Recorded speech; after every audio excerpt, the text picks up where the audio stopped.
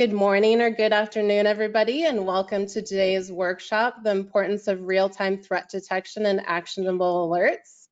Before we get started, I'd like to go over a few items so you know how to participate in today's event. All attendees are in listen-only mode. However, at any point during the presentation, you could submit a question by typing it into the question pane of the control panel. We will collect these questions and address them during Q&A at the end of the presentation or via email if we run out of time. We'd like to apologize today that our EVP, Morton Graham, was not able to moderate today's discussion. However, we've secured an aptly skilled replacement for him. Gerald has 20+ years experience in the technology space. And without further ado, I'll pass it over to Gerald to start the presentation. Hey, thank you, Laura. Appreciate the warm words. I want to start off by thanking both Philip and Vincent for joining us this morning to share their insights on the value of logging everything. I want to thank you all as well for taking the time out of your day to join us and join this conversation as well. But first, let me introduce myself a little bit and tell you a little bit about Humio. As Laura said, my name is Gerald Perry. I have over 20 years of IT security experience, and I recently joined Humio as the technical marketing engineer. I joined Humio because Humio offers a unique purpose-built solution that is built to cost-effectively ingest and aggregate log volumes of large data instantly. Humio can also live stream your data for real-time observability. So how does this help? By being able to log all of your data, it allows you to analyze and correlate critical insights as they happen across all platforms. So now enough about me. Let's go ahead and allow Philip and Vincent to introduce themselves. So I'm going to go ahead and pass everything over to Philip and Vincent, and tell us about yourself. Great, thanks, Gerald. So I am Philip Worlow. I am a senior security engineer here at Vigilant. I have roughly 15 years in the IT industry and specifically 4 years here at Vigilant. I'm mostly responsible for dealing with our system on the back end, doing things like determining what detections and rules that we have for our customers. Vincent? I'm Vincent Casamano. I'm our security team lead here at Vigilant, and I was in our SOC before I started leading it, and before that I was consulting in general IT areas. Nice. Well, hey, thanks for introducing yourselves. So now that we've got that out of the way, we're going to go ahead and jump right into things. Let's go ahead and talk about the agenda. Let's bring that agenda slide up here.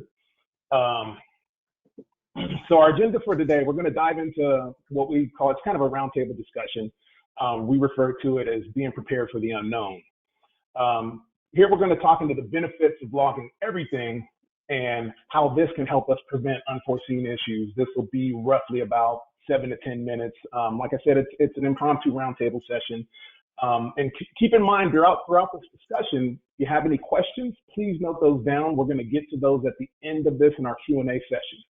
So after the unforeseen, being prepared for the unknown discussion, we're going to allow Philip and Vincent to really dive in and take about 30 minutes or so to talk us through how live streaming log data helps them at Vigilant maintain a successful security strategy. We'll also talk about their threat sensor. They have some really cool technologies and things that they're doing on their side, and we'll talk about how the alerting and investigation, the threat sensor, and all this comes into play with what we're doing. So right now, we're going to go ahead and just jump right into this being prepared for the unknown discussion. So let's go ahead and get to this next slide here, being prepared for the unknown. I'm going to start this off by asking a few questions. And go ahead, and whoever wants to answer that, I'm not going to, limit who raises their hand or whatnot. You guys have worked together, so you guys can kind of feed off of each other, and we'll just jump right in, guys. So thanks for joining us, and let's get it going. So first question I have for you guys here is, it's a simple question, but I'm sure there's a lot of answers. So why is logging everything so critical for threat hunting at Vigilant? Yeah, so I can take this one. Why is logging everything so critical? I think the good answer is that you don't know everything before you go into a case. We can have some expectations of what we want to see and what we expect to be useful, but in any given case, you're really not going to know what's useful until you get into the thick of it. And so being able to collect more than we think might be necessary has gotten us out of some sticky situations before, of giving us access to information we didn't even know we needed. So if you limit yourself down to only what you know you're going to need, you're going to get stuck in a lot of situations where you don't have exactly what you need. Right. Yeah, that's, I think, the biggest reason why logging everything is so important. Got it. The second one, and Eh, we'll get into this a little bit in the presentation, is for development reasons. Not just for investigative reasons, but the ability to expand your device support in the future. We'll get into detail in that in one of our slides, but collecting as much as possible is always a good thing. Right, and I agree. And to kind of expand on that, I know we're going to get deeper into that, but have you guys experienced an issue or incident, whether security related, performance related, anything, where you didn't have the right data logged to be able to go back and determine what took place or what is actually taking place while it was happening? Yes. Yes. If so, talk about that a little bit. Yeah, sure. So we have cases where devices have auditing configurations where we choose what we log, and some logs are much more noisy than others. A good example of this are, for example, Windows object access. Anytime a user accesses any object, and an object is a pretty ambiguous term in Windows, it gets logged. For a Yeah. normal account, that can generate hundreds of thousands of logs in a week. And if you don't know that you have a need for them, it's an easy place to look. Oh, we'll just cut those off and save ourselves some space. But those logs can be super invaluable for finding for looking up an investigation. So having the leeway to log everything gives us the visibility that we otherwise would have been restricted to. Object access is a really good example there. So very Yeah. noisy, but when the time comes, they can really save your butt. Exactly, and the object access is something I'm very familiar with. And when you bring that up, I start to think about just the instances of hunting through those logs for things, Yep. and kind of just, oh, I don't need this, I don't need that, but you don't know when you will need that. Exactly. And all those different all those different login events and things like that as well on just the event, application log side, system log side. So thanks for that. So I don't know if you guys have this next question. I don't know if you guys will have the information handy for this next question, but I'm going to go ahead and throw that out there. In a situation where you don't have the data, what was the impact in, say, cost or time of that situation? It doesn't have to be a financial impact. It could be the time that you spent extra to resolve the issue. So what was the cost or time or whatever? So since we work purely off of logs, there are occasionally times where we have to go back to our partners and ask for information. We don't like to, but it's the nature of having only a piece of the puzzle. When we have as many logs as possible, we don't have to ask our customers for information. We have it in front of us. But asking a customer for information slows down that investigation. They might not be available right then when we're doing the investigation. So we've had times where our analysts are going through an investigation and they hit a roadblock because they don't have the information they need to make the connection they need. And the only option they have is to reach out to our partner and said, hey, you have this information. Can you fill in this small gap for us so we can continue forward? We never like to do that, and that's always the last case scenario. But it's the nature of only having a piece of the puzzle. So again, the more information our analysts have, the more they can use their judgment and make calls on whether it's a threat or not, and not have to bother our partners for additional information. Right, and it always feels better to call your partners with something a little bit more certain. It's like, hey, here's what we're seeing. Here's what we think. Have you guys noticed anything like this, or were you doing anything like this? As opposed to saying, hey, you know what, we need some information for this time period. Can you guys get us some additional logs? So I totally understand that. Sure. Yep. Yeah, definitely. So thanks for answering that question there. So another question I have is, can you guys speak to the differences on identifying the root cause of an issue and the recovery time when you have the right data versus when you don't have the right data? It's kind of similar to what I just asked, but I don't know if there's any difference in the correlation of that, like getting the root cause, just more so if you could break it down, like say this might take us an extra 6 hours, or this might take us an extra Well, 24 hours or 2 days or something like that. more importantly, it can be the difference between actually finding a root cause and not. Um, you know, Right. there are some times where there's just one piece of information that's able to put together the entire picture. And we've had this before where a single piece of information is that linchpin that's able to connect a bunch of logs and incidents over here with a bunch of logs and incidents over here. And it's only when you make that connection that you can draw a complete picture. Um, Right. and sometimes it's one log that saves our butt, that pulls out that connection. Without that, we go to our partner with an incomplete picture and we say, we see this over here, we see this over here, we can't find a connection between the two. So that complete picture is incredibly important. And logging everything is a big part of that. The more information you have, the more you're able to draw connections between events. Definitely. Thanks for answering that. Mhm.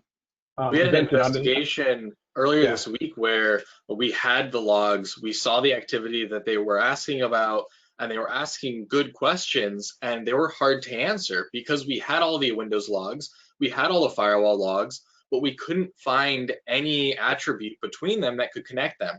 And here at Vigilant, thankfully we have Philip, who was able to use some external telemetry that we have and some other data, including OSINT and a lot of amazing things he was able to do to fill in that gap so we could look and compare autonomous system numbers and do things that we just don't have that data included in the logs. There's no autonomous system number inside of a Windows log saying, hey, by the way, this it might be a different IP, but this shares an autonomous system for its source when the source IP isn't even reported in that type of log.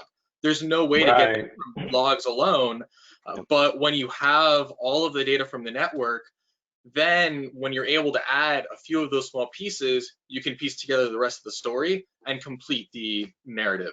Yeah, I'm glad Vincent brought this up because this happened just earlier Yeah. this week where Humio saved us for this incident, where if it weren't for Humio, we probably wouldn't have been able to put together the picture that we did. At least not as fast. It would have taken us maybe a whole week instead of a day Yep, or two. instead of a few hours. Yeah, absolutely. No, that's awesome. We got a few minutes here, but you brought up AS numbers and BGP, and you talking about logging your networking devices and things like that, and something you wouldn't necessarily think would be valuable for threat hunting or other things, how that can come into play because you see it's coming from the same BGP AS number. So that's a great example right there. So just really quick, we got say one more minute here before we go into transition to you guys and let you guys run the floor. Why did you guys choose Humio instead of a traditional SIM? I'll take this one. So we have a large business. We may not have a huge corporate center full of thousands of employees, but there are still a large number of companies that we protect. And so we need to be able to take in all of those logs and be able to search them. We need to be able to set up alerting. We need to be able to have a SIM, but most SIMs can't do that at our scale. They can't handle hundreds of different companies on a single deployment. And if that's not possible, then how many different deployments of a SIM do we need to make? And do we need to be redeploying entire instances of the SIM? And now, if we want to do some more advanced cross-company analysis, it's not even possible unless we're bringing another system that's using APIs with the SIMs to have a SIM for our SIMs. That's ridiculous. That's not something that's Right. affordable. It's not cost effective, and it's truly not scalable. Instead, we want to be able to make sure that we can set up a system that at its core, what Humio does for us is help us analyze all of the logs. We can build all the things and we'll talk about it around that, but having something that does that extremely well at whatever scale we need, that we can scale as fast as we need to, that's why we selected Humio, because security event management, we can do the event management, we can do the incident management, we can do them all separately. But when we try to buy a black box software that you just spin up, send your logs over, and turn on a bunch of alerts, it doesn't scale enough. Humio scales for us. And I think this actually answers your second question. What's the main difference for your analyst when investigating an incident? Speed. Speed is the biggest answer to both of these questions. The ability for our analysts to pull reports of a reasonable time frame and get it back in a reasonable time is the #1 factor for us. Because to address real-time threats, you need to be quick. We can't afford to be waiting around for reports for our analysts to spend an hour, 2 hours doing an investigation when our partners need answers in minutes. And so that single Absolutely. factor is the deciding factor. Absolutely. I'm going to go ahead and now we're going to jump into your segment here and let you guys take the floor. There's a lot of cool things that you guys have to discuss, and I'm excited about that too, and I hope our listeners enjoy that. So I'm going to go ahead and let you advance the slides, and let's go ahead and transition into the floor to you guys here so we can move forward. All right. Next, we're the threat sensor. So let's go. Yep.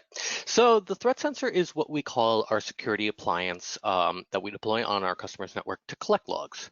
It does a little bit more than that, but its main job is as a log shipper. And so its primary job, log ingestion. We deploy it on a network to collect logs from a variety of devices in a very seamless fashion. Okay. It's secure, it's authenticated, it's buffered, and it does deduplication. This is incredibly important. You want to make sure that the logs that you're sending to us are secure, meaning no one can intercept them. No one can masquerade as you and send us logs, making it seem like it's you.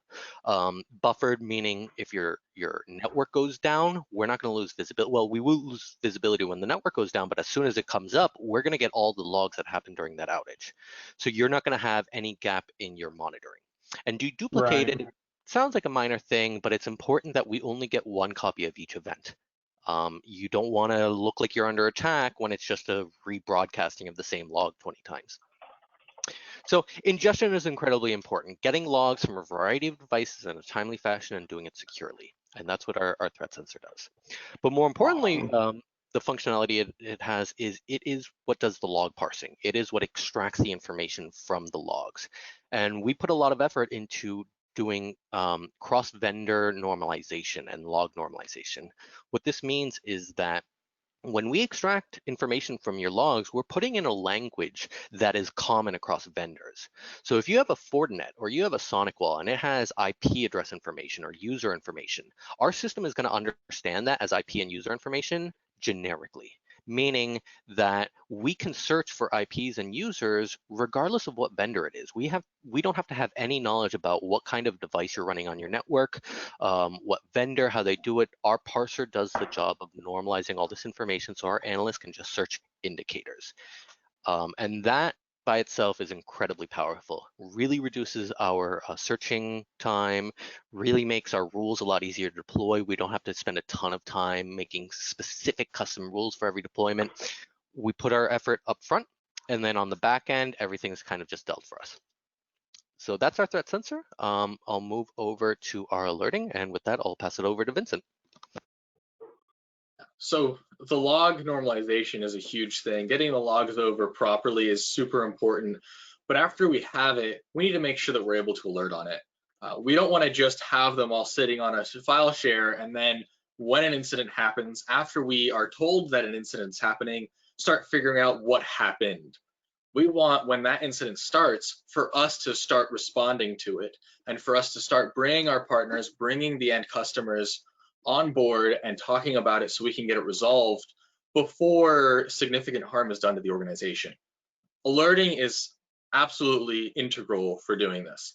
And alerting, there's other things that can do alerting. There's plenty of SIMs out there, but we need to be able to do alerting at scale across all of the vendors. So the normalization allows us to write those detections, but then we need to make sure that we have that brought in front of the right stakeholders as soon as possible.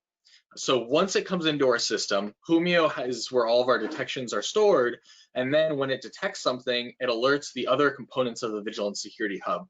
We have our ticketing system that is very well designed specifically for this purpose, where our analysts on the front lines will immediately see that alert, but more importantly, can immediately see as detailed information as they want. When they scroll down, they'll see the groups of logs together, maybe grouped by IP address, maybe grouped by username, whatever makes sense for that specific detection. And then if they need to get down further, within only a few clicks, they can be looking at the specific event logs that caused that and were grouped and happened after that. So everything leading up to, during, and after that's related is all immediately visible to them at the level of detail that they feel they need in the moment. And then after our analysts have been able to review that and write up some information for the MSP, MSSP, or end customer, we immediately can share that, and they still have the same level of visibility. They can still scroll down and see exactly how much detail they want. So if this is a company that is not very technical, but understands what to do in that specific situation, great. If they don't, they can immediately speak with our SOC and get some advice. But if they are technical and they want to know the exact log and see it for themselves, they don't have to ask for it. Within seconds, they have it right in front of them. And that's a huge value for us and our partners to be able to get that very quickly. We also, Very powerful. it is extremely powerful. We care about speed, and that seriously speeds up our operation. Some of our favorite detections that we have one is geolocation.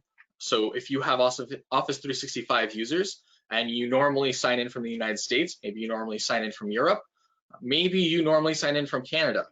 If you have users sign outside of your normal region, and we know what those regions are, we'll be able to alert on that. And that comes into the Vigilant Security Hub, and you can immediately see that. And that happens extremely fast. As fast as Microsoft gives us all that information is how fast we're able to send it out. Another example is ransomware. That is a situation where you want to respond extremely quickly. So geolocation, maybe somebody signs in from China or Russia, you want to lock down that account right away. Ransomware, it's not how fast they can explore the system and take additional credentials and dig into your environment. It's how quickly that can spread in an automated fashion and then lock down the entire environment, causing days to weeks, sometimes much worse downtime. That is extremely important for real-time alerting. So here, oftentimes PowerShell happens and we see that PowerShell activity, and we're immediately able to let that environment know and the stakeholders know what's happening in real time before that environment has even started to encrypt. And that's valuable. We'll be going more in depth into an example later on, but if you've ever dealt with or heard of a ransomware incident, you'll realize the importance of this detection. Absolutely. Absolutely. And real quick, I'm not going to chime in too much, but I just wanted to ask something really fast. All this information that you're getting for these alerting, is that coming from multiple sources or strictly or primarily from those logs that you're ingesting with Humio? So we can ingest all sorts of things into Humio. So we're able to bring in all of your logs from your environment, but we also, in addition to the threat sensor, have cloud connectors. So anything you have that is a cloud managed system, if we have support for it, we can bring those logs in and put them into Humio. The value of having everything inside of Humio means we can create whatever detections we want. If there's some different types of telemetry we have, we don't think we'll ever need to correlate, and then there's a day where we need to be able to correlate or put them into the same report, we can immediately tell the system that's what we want and get it in seconds. Fantastic. Fantastic. All right, go ahead, guys. I'm not going to chime in too much, but that was just something I had to ask. I was sure our users, our listeners were wondering that as well. So go ahead. Thank you. No worries. So I'll pick it up from here. So going off what Vincent was talking about with the ransomware investigation is a really good case to show you the two sides of this. So alerting is very important. Getting an immediate response to our customers so they can take immediate action and quarantine and isolate that ransomware. That's important. But once that's done, there's more work to be done. We still need to figure out how this ransomware got on their network, who let it in, and what the customer can do to actually fix it. And this is where the investigation comes in. So once we do alerting, which is kind of a proactive step, our system brings it to our analyst. Our analyst will then go into our system and start searching through the logs for more information, for more details, for more context. And this is comprehensive log analysis. This is where Humio's power really shines. The ability to go through millions of logs over a large swath of time and get results back in seconds reduces the life cycle of investigations incredibly. So the speed of Humio versus other SIM products, as I said in the beginning of this webinar, the largest factor that brought us to Humio is the speed. Being able to get results back for our searches in a timely fashion is the #1 reason that we switched. Having our analysts be able to investigate a case in minutes instead of hours is everything to us. And it's everything to our partners. When ransomware hits, we can't be waiting around for a report to get an answer. On top of that, and I talked about this a little bit at the front too, is parsing. So we require our parsers to extract information to be able to search through it. In our old system, if it weren't parsed out, we couldn't do anything with it. So if we didn't have the foresight to extract that information from the logs when we originally developed support for that device, we wouldn't have access to that attribute. Humio, that's not the case. This is an incredibly powerful feature to be able to parse logs on the fly. So let's say you've ingested a log, and let's say you have extracted most of the useful information, but there's a key piece of information that is necessary to your investigation. In our old system, if that wasn't parsed, it would be a mess. We'd have to go to our development team, tell them about it. They'd have to update the parsers, and we'd have to wait for another log to come in to validate it. That life cycle could take a month, 2 months, and by then it's useless to the original reason you were doing it for. With Humio, our analysts, if they know regular expressions, can just type up a regular expression and add parsing on the fly and get that information. And this has been absolutely indispensable to us on many occasions where an investigation has come to a halt, where we can't go further. We know the information is there, we just can't pull it out. And doing an on-the-fly regular expression has allowed us to extract that information. We're going to show you an example of that a little bit later, but it is indispensable to us. Now, going back to the ransomware, I'm actually going to give you a specific example that we had. Now, this happened with our old system, so it kind of explores the benefits of log analysis, but also the downsides of other SIM products. So we had a customer who was a courthouse that got hit by ransomware. Now, luckily, our detections were able to catch it. We were able to isolate it. We had the partner on the phone within 10 minutes of the original action happen. We were able to investigate it, confirm it, pinpoint a computer, and call up the partner, get them on the phone to take action within 10 minutes. Great. It was the post-mortem that was difficult, getting them answers. No, we were able to put together an entire report that showed how it entered the network, which user opened the email, which computer they did it on, showed a complete trace of it trying to get through the network and everything. And so we showed them a complete view of what this thing did on their network, which is incredibly powerful for them to actually take steps. Problem with our system is that post-mortem took over a week to produce. Because we are searching large swaths of time, we're going through. With our new system, we would have been able to get them that report within the same day of the attack. And that's very valuable, especially for something so critical. Even though you were able to isolate it within 10 minutes, customers, partners want to have answers. How did this take place? What happened? So even though you isolated that, they're still waiting for that post-mortem. It's just kind of hovering over your head. You have to get it to them. So being able to get it very fast makes a huge difference just for you guys as well. And they're a courthouse, and so they had a responsibility to report it to the FBI. And obviously the FBI has, detailed requirements for what they want to see about it. So it was very important, catching it was only half the battle. But we really pulled out in that case. So with that, I'll pass it on. Those are from our old system, those response times. So through implementing Humio, all the things we're talking about today, every single component of the Vigilance Security Hub has been extremely sped up. And Humio was a big part of that, but also all of the other components that we tie in with it to interact with Humio, to control Humio, to manage Humio.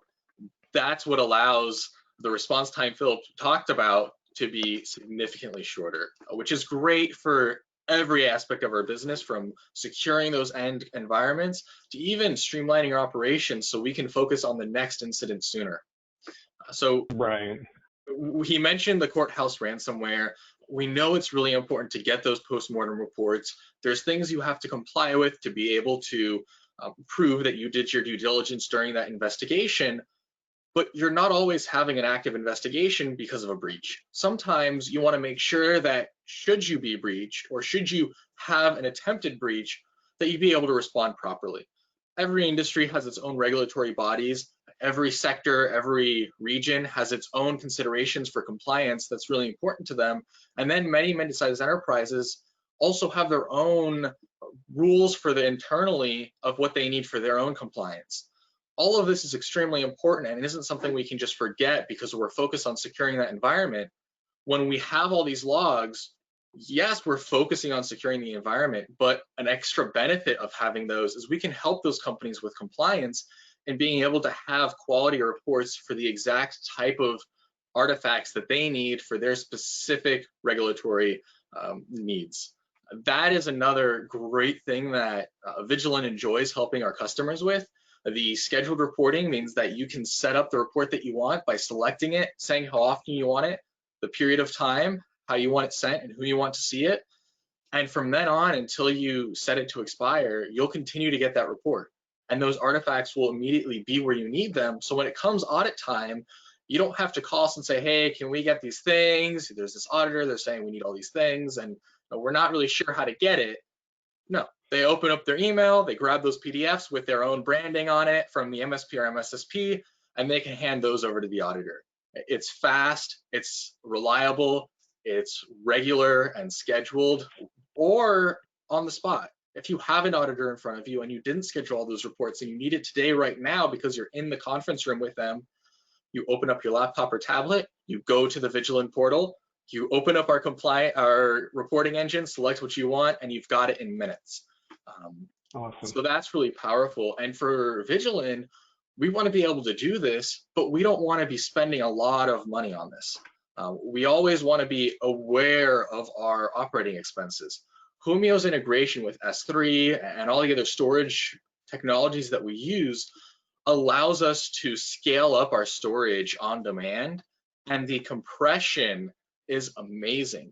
There's a lot of times where our data is duplicated. We pull out all of the things we can with our parsers, but we still keep all of the logs in their raw original form.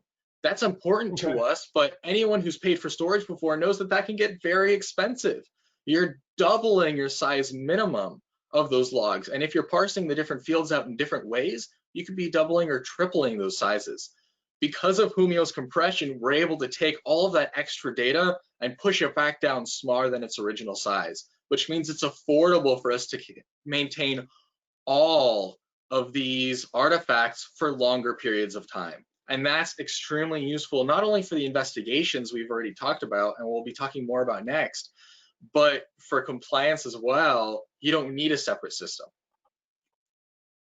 Right. And you mentioned really quick compression. Using that compression, you can store more data. With Humio, are you noticing any latency because of this additional compression? Nope. And I wanted to point that out. It's a rhetorical question, but it's powerful because it can save you a lot 100%. on your storage. And to still get those response times, you can store more data and have more backlog to go look at for incidents. But go ahead. If you think about log data, you've got a field and a value. Those fields are going to be repeated hundreds of thousands of times across your data set. When we can select those out and compress all of those in a smart and intelligent way that's efficient, that means we're not paying for every field name. And then the values that are repeated, we're not paying extra for either. More importantly, this goes to enabling something we talked about at the beginning, which is log everything. The only reason we have the liberty of logging as much as we do is because of the storage and compression options in Humio. Our old system, storage and compression was a big limiting factor on how much we could choose to collect. And so we had to make some hard decisions of, do we decide not to collect logs because the value of collecting them versus how much it's going to cost to store them just doesn't make sense. With Humio, it's so cheap for us to storage. We don't even if it has even a minimal value, if anyone can even bring up a minimum case for why it would be useful, we say, sure, grab it, just bring it in. Having that flexibility, not having to make that hard decision of what you collect is really powerful. Yeah, right now we don't have caps on what you pay to send data to us. If you're sending a firewall's worth of logs to us, you're sending that much to us. Whether that's 100 gigs a month or a terabyte a month, we don't care. We're using Humio. We have that compression. A lot of the internal IPs are going to be the same. The field names are going to be the same. We can compress all that down, make it affordable, and pass that savings on to our end customers and our partners. And it sounds like that's almost a partnership in itself for you guys with your customers to allow them to send you everything, and you can see new data and new things that you can add to your parser because of that, which in turn benefits that customer and multiple other customers as That well. that's actually a perfect segue into our next slide, which was talking about development, and exactly as you're talking about, how do we improve our detections and add additional device support? And the first thing about that is collecting everything. So as I said at the beginning, we don't always know what we need. I mean, we know what we're looking for. We know what we've built our rules and reports around. But if we were to collect only the logs related to that, we would be limiting ourselves. The key is you don't know what you're looking for until you go looking for it. And you want it to be there. So collecting more than you know you're going to use is incredibly powerful for developing new device support, for developing new detections, or even just when a case comes up, pulling up the logs for something you didn't even know the partner was going to ask for. So incredibly powerful.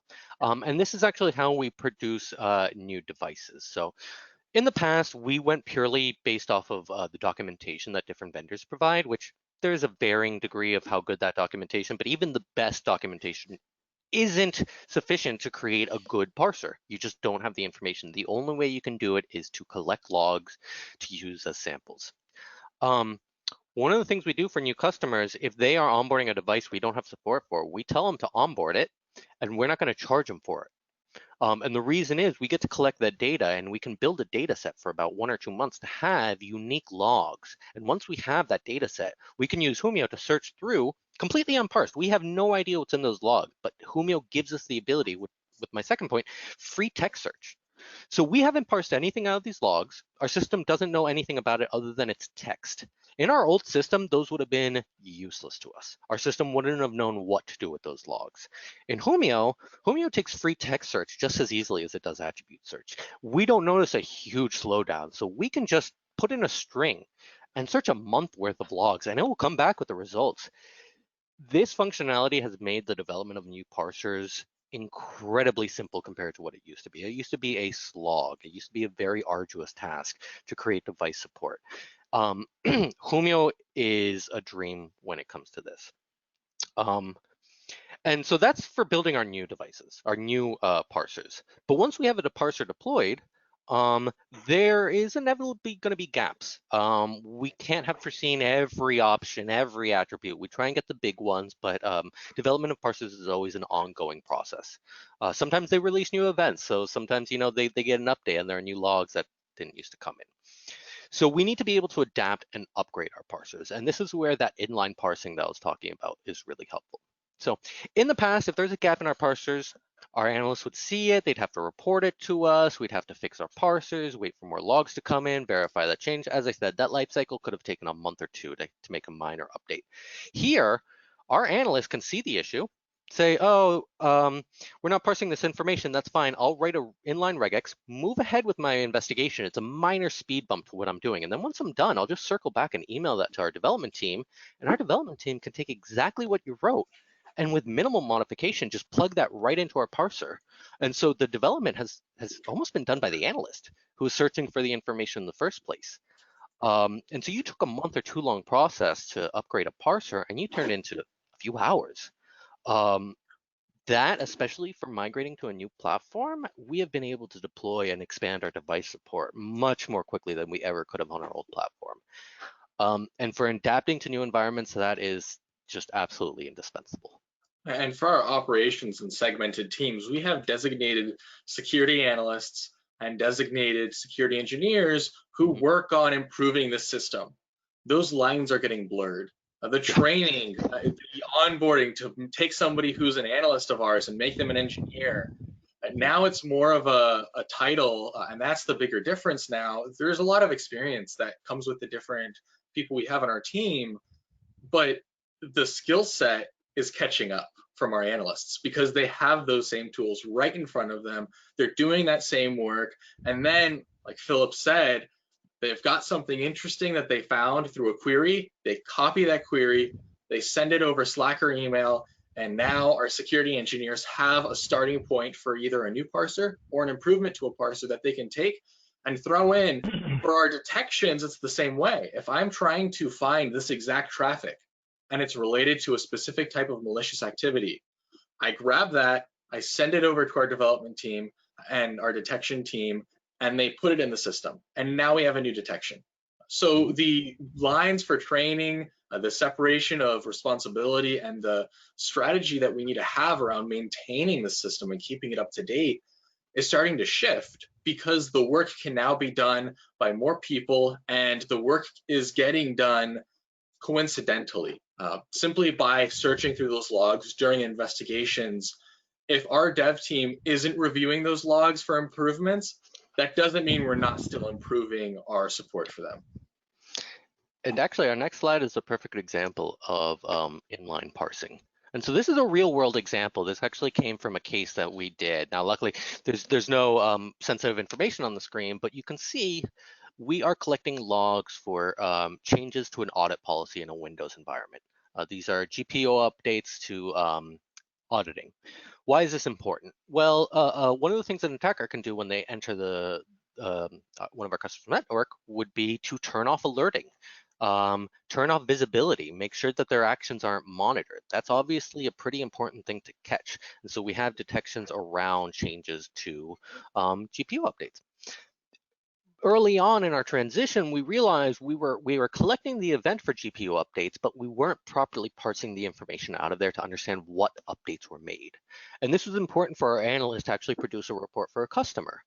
You know, it's one thing to know changes are made, but you really want to know what changes were made. And so up there at the top, you can see we have a query that's looking for Windows Server and a specific event log, but then we have this big long string in orange, and this is the regular expression, which is parsing out information on the fly out of the logs. So we're grabbing things like the category, the subcategory, and the actual changes that were made, and then pushing that directly into a report. And so we can see right here on the screen, there's commonalities in between them, and certain changes were made more than once. Without this type of extraction, you wouldn't have been able to see this type of pattern. All you would have seen is 56 different changes and had no idea what they did. In the past, we wouldn't have had that visibility. We would have had to go line by line. Our analyst would have had to open it up, read the raw log, understand what it is, and it's difficult to extract the relevant information. Here, couple of minutes, write a regular expression, extract the information, and boom, it's on your screen. And the great thing is they can then copy that line, send it to our development team, and the turnaround to put that back into our threat sensor is less than a week. And all of a sudden, you never need to write that expression again. I went too fast. Awesome. It's just pulled out for you by default. And that extra development time, it's not extra work for our analysts. It's less work. It's making their work faster. And then an extra benefit of the way that they sped that up for themselves is that now the rest of our team has access to that improved detection or improved searching. Yeah, and no one likes to look through raw logs. No, it's not the fun part of threat hunting. So yeah. So being able to do this and take that data, send it and do something with it, even if it was just the regex string, it's still powerful to be able to have that. Very much so. Very much so.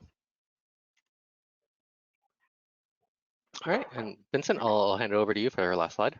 Yeah, so where does Vigilant fit in? We've talked about a lot of the things that we do, a lot of the ways we've improved our operations, but we haven't actually said what Vigilant as a company offers as a service. So I'm gonna briefly mention this now.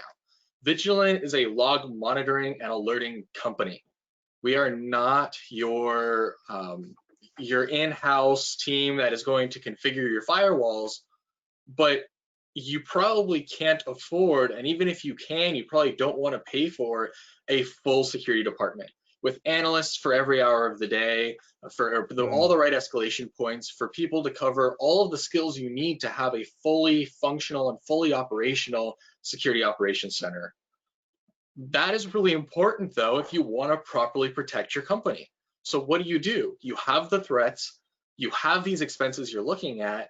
With Vigilant, you're able to rely on us for the 24/7 security monitoring and that alerting piece. And we mentioned some of the other things we're able to help with and do a very good job at helping with in addition to this. But By us doing this, it means you can have a much smaller team. Maybe they're security professionals. Maybe it's just a couple of your IT professionals who are tasked with interfacing with us. And we can also work directly with that end customer if it's necessary for that environment. And now, with that small team, you have the benefit, the knowledge, and the experience of our entire team here at Vigilant. 24/7, you pick up that phone and you're talking to a security professional who can walk you through your incident, who can answer those questions about what is happening on your network as it's happening. And we make that affordable. We don't want to just cater to the companies who have the largest budgets. We want to make sure companies out there who are facing threats can afford to defend themselves against those threats. It's extremely important. We look at who's being attacked today. Yes, the large enterprises are being attacked, but the mid-sized businesses are also being attacked. The MSPs and MSSPs are being attacked. And who has the budget? The attackers know that these targets are soft targets because they simply can't afford to defend themselves. In many cases, we're hearing companies keep piles of money or piles of cryptocurrency ready to hand to the attackers because they'd rather do that than defend themselves. We don't want to keep hearing this. We want to make sure if you're a company out there who wants to improve your security, that you can afford to do it. And we're partnering with MSSPs and MSSPs so that you can get their experience and then have them help you set your network up properly and securely. But when you inevitably face a threat, you can afford to have our staff help you and handle that and remediate it as soon as possible. So we don't do any of the remediation ourselves, but our level of visibility and our knowledge about what's happening can help you significantly speed that up with a much smaller team in an affordable way.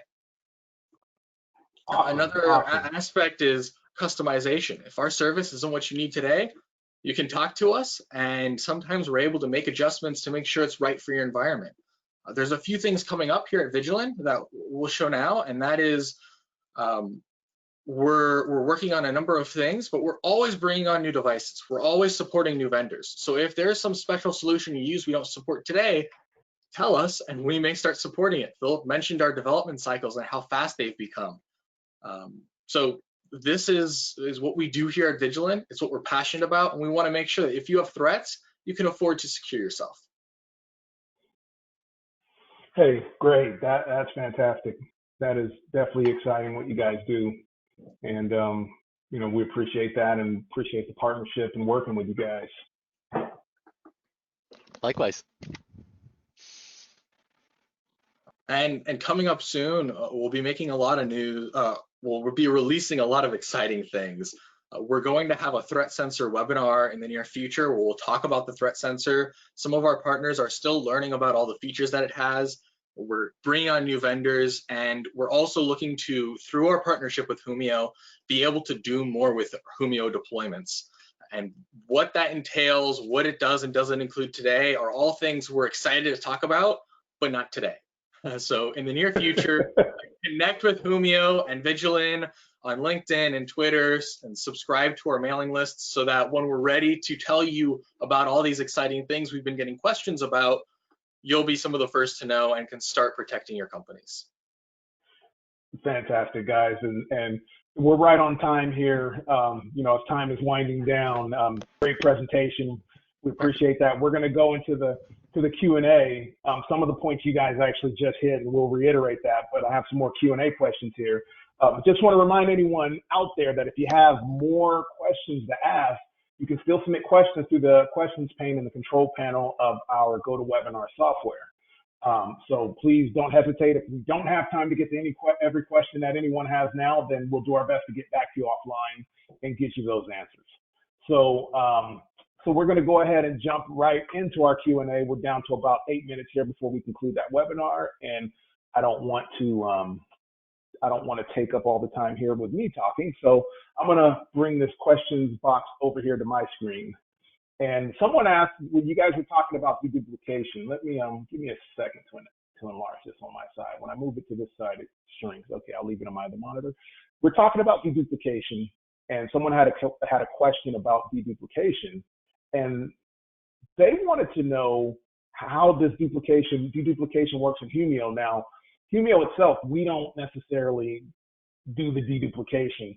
that goes into the threat sensor, which is basically a proprietary shipper that you guys use to shipping those logs. So I wanted to just kind of highlight that for the end user, that when they're talking deduplication, they're using their shipper to deduplicate the logs that come in that are duplicate before they ship it off to Humio.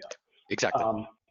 No, Yeah, you, so you hit it right on the head. Yeah. So that happens before we hit Humio in the same threat sensor that we use for parsing.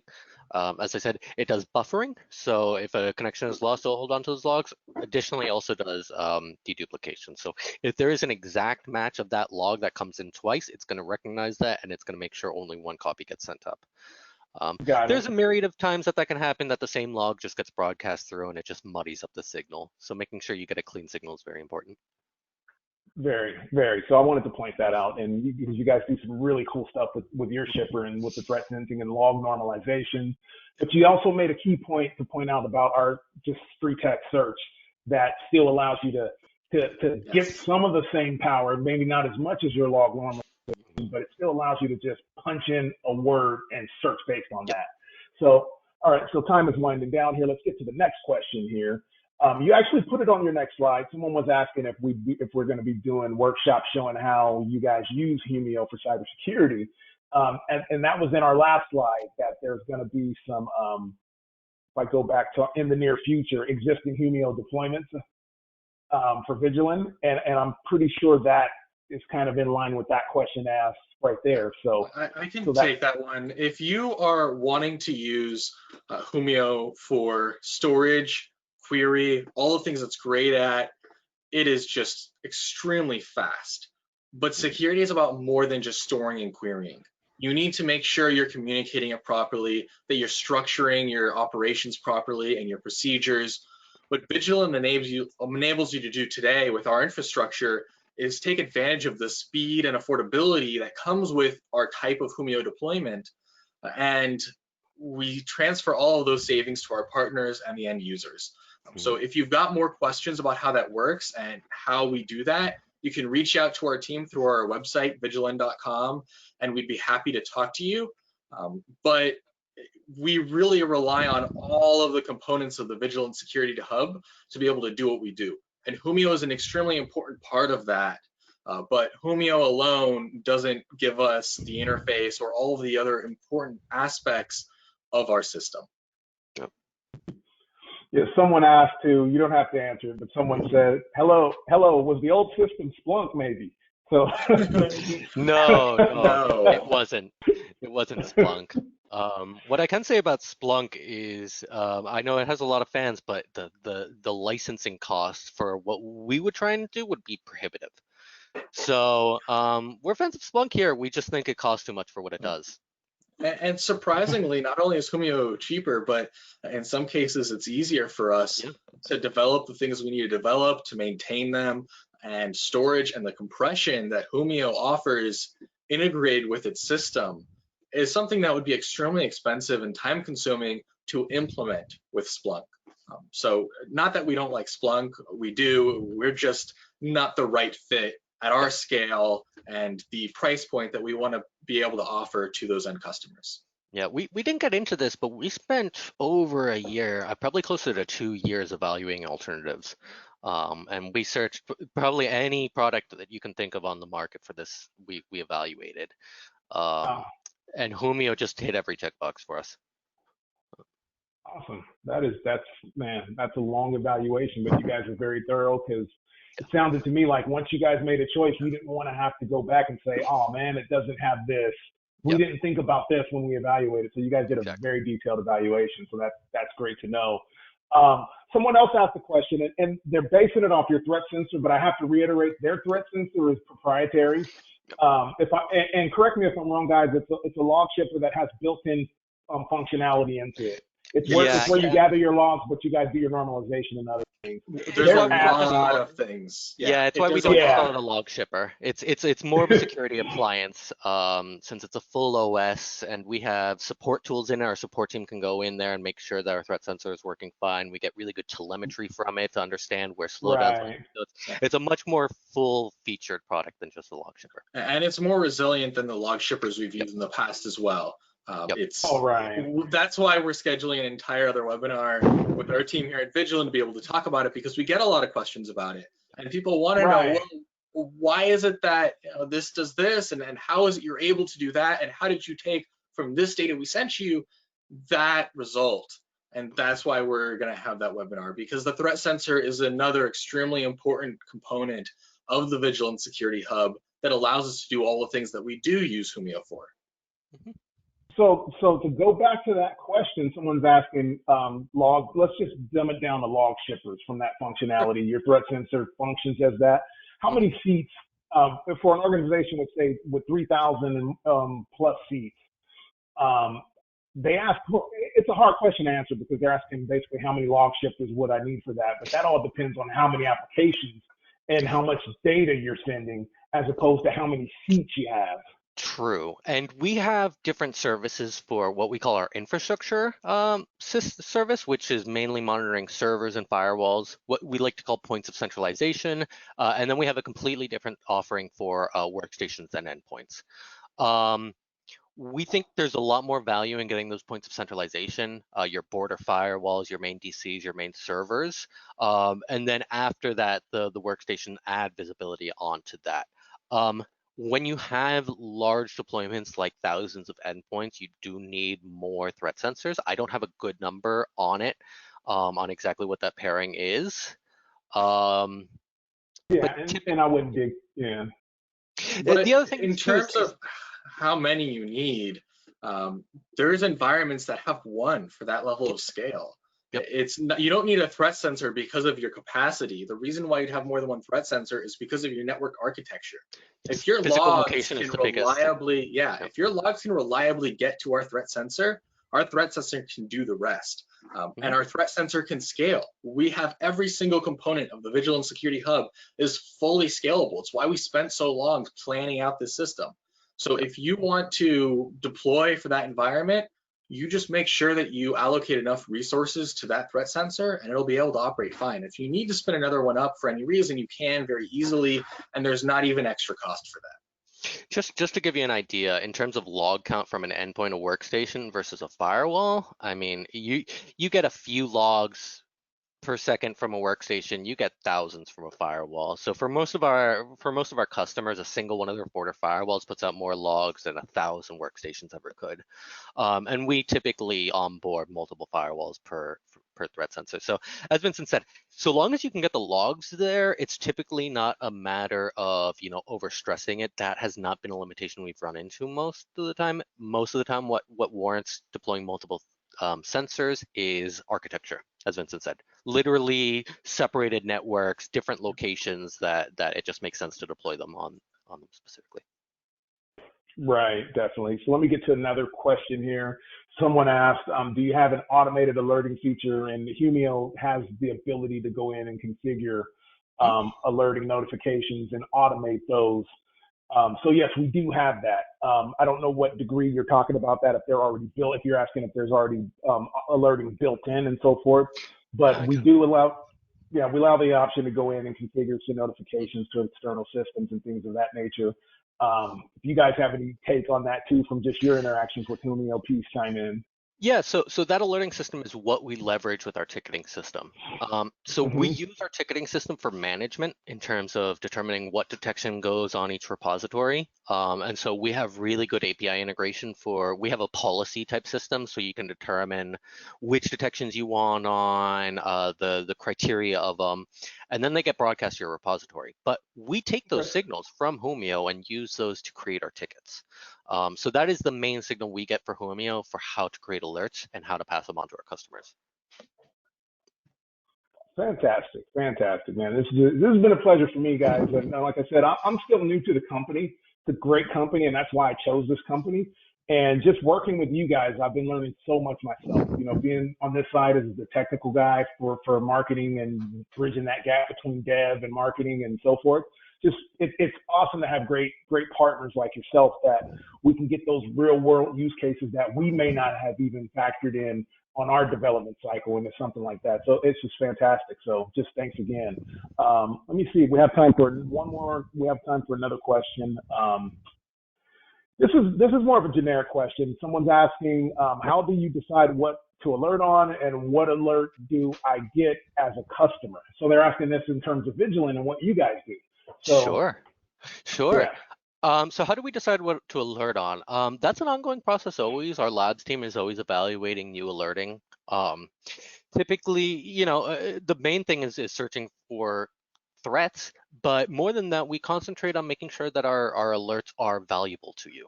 An alert isn't valuable if you're being bombarded with 1,000 of them a day. It's just noise, right? So we spend a lot of time making sure that our alerts provide meaningful information to provide action. But they also run the gamut of everything from, we have a lot of different environments, everything from a very locked down MSP whose environment is going to be very quiet and very locked down, to a school district who's constantly having users getting locked out and trying to get past their content filtering and stuff. And so our rule set right out of the box kind of has to fit those two windows. It has to work for the really noisy accounts, and it has to work for the really quiet accounts. But the reason we try and push customization is because once you get onboarded, there's a lot we can do to our system to make it match the type of activity we see on your network.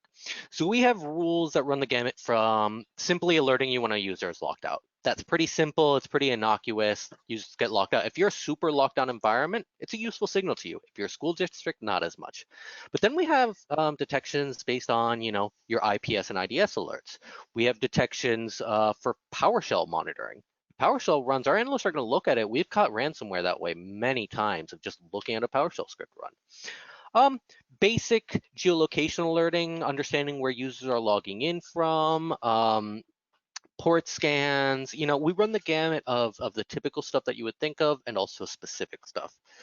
Also runs the gamut of compliance, stuff like user lockouts, admin changes, stuff like that, to scarier stuff, mass user deletions, mass file deletions, data exfiltrations. So again, it's a pretty wide net that we cover. We also fill those gaps in with reports. We have things that we can do constantly, sending you reports on activity that wouldn't make sense to alert you on. And then at the end of the day, if you have specific needs, we have customers who have, sensitive directories they're monitoring. And they say, okay, no one should be touching this directory. You ever get anyone touch it, send me an alert. That only makes sense in the context of that one partner. And luckily, the flexibility of our system allows us to meet those types of requests. Yeah, there's one network where the network share is like that. Any change on the network share they need to know about. Mm-hmm. You think about a network share, there's no way that would ever be useful for the majority of companies. But for that one environment, it's extremely important for them to know when modifications are made. And so we have that enabled for that one environment. Yep. Mm-hmm. Awesome. So I think we've covered all of our questions here. Right. There are plans for future workshops, which from the sound of the questions I've got here, people are excited for the future workshops that we have planned with Vigilant. So yes, that is coming. So in terms of Q&A, I think we're done here in terms of this section. If there's any other questions that my team has that we probably want to get out of you that I've missed, speak now or forever hold your peace. So Laura, I think that we're done here with our Q&A. So I'm going to go ahead and pass this back to you to close things out. Thank you very much for moderating, Gerald, and stepping in at the last minute to take over for Morton. Much appreciated. And thank you, Philip and Vincent, for sharing your insights today. Very good information for everybody here. We look forward to sharing more with everybody in regards to what Vigilant is up to. If for any reason we didn't get to your question during the presentation, we will make sure to follow up with you via email. And just as a quick note, for every attendee of this workshop, we'll donate $10 to PATH. This is a global organization working to accelerate health equality for all communities across the globe. As we end the roundtable today, there'll be a quick survey regarding the content of this presentation. We'd love your feedback. It'll just take a second to fill that out as you exit. Thank you very much for everybody for attending, and enjoy the rest of your day. Hey, thank you, everyone. Thanks, guys. Thank you, Laura. Thanks, everyone. Have a good day.